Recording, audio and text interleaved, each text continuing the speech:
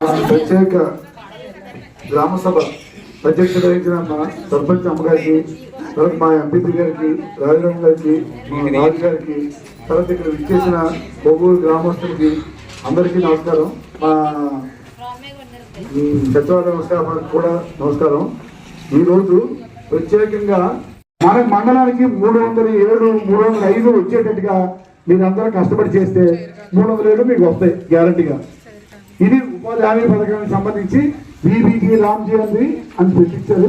దీని మీద ఏమైనా వినతపత్రం కూడా అని గవర్నమెంట్ రిలీజ్ చేసింది. ఆ వినతపత్రం కూడా మీరు ఎవరైనా ఇచ్చేలా ఉంటే వినతపత్రం కూడా ఇవ్వచ్చు.